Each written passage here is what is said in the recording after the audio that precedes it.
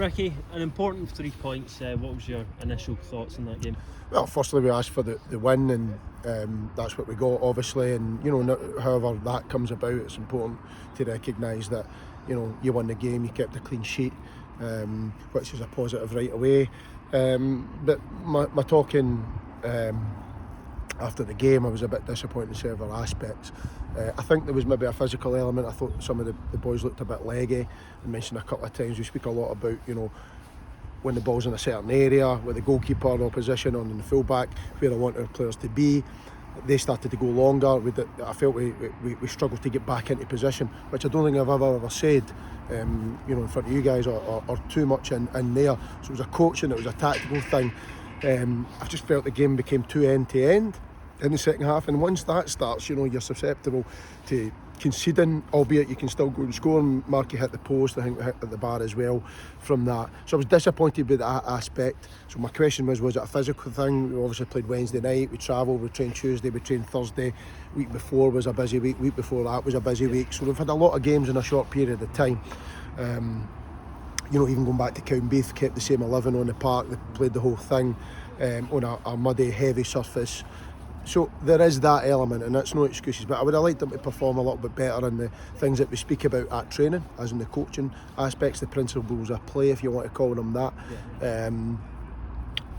But I felt individually they performed well. So in the moments of having to clear the lines, having to make a tackle, I thought they'd done that well. I was just looking from a team-shaped tactical point of view, but that always gives me something to work on. I thought our first half was good in terms of the football we played. Second half, credit to Edinburgh University, they came out and getting amongst us, and they were busier, and I think it maybe showed a poor physicality a wee bit on the day, so in the second half certainly. So, but I'm happy obviously getting the 3 points. Yeah, you look at that first half as well, we did have control of it, the bulk of the possession and the chances, and it was important to get that goal just before half time from Ross McNeil. Did you expect it to open up more after that in the second half?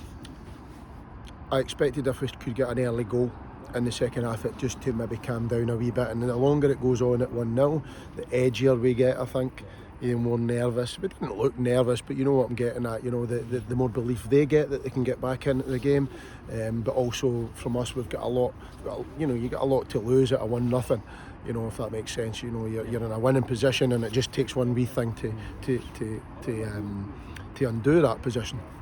So but you go through games like that, and we've defended well, when we had to defend well.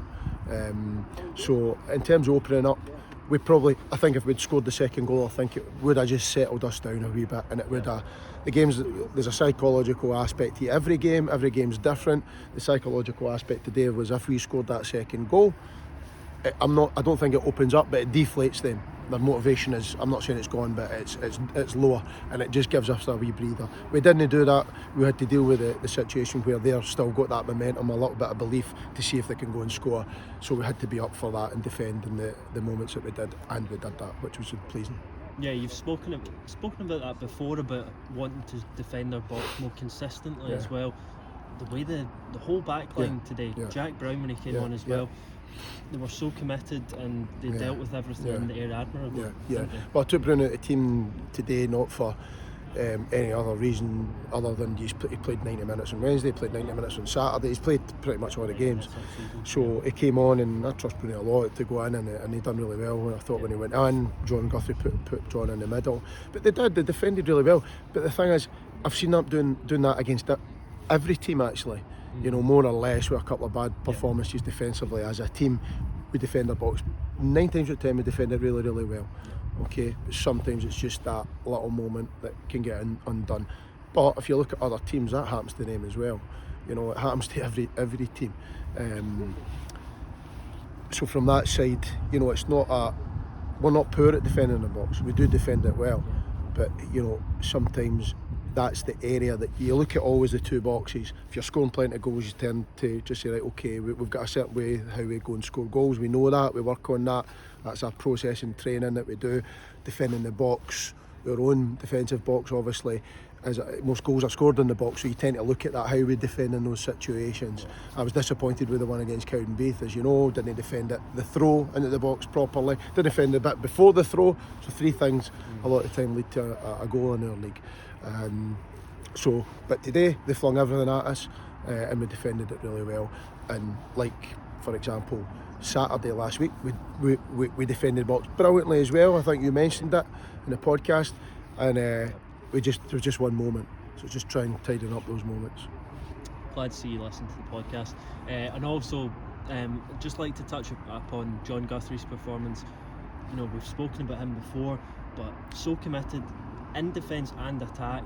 The way he intercepted balls, drove forward, he was phenomenal, wasn't he? Yeah, John's a very, very, very good player.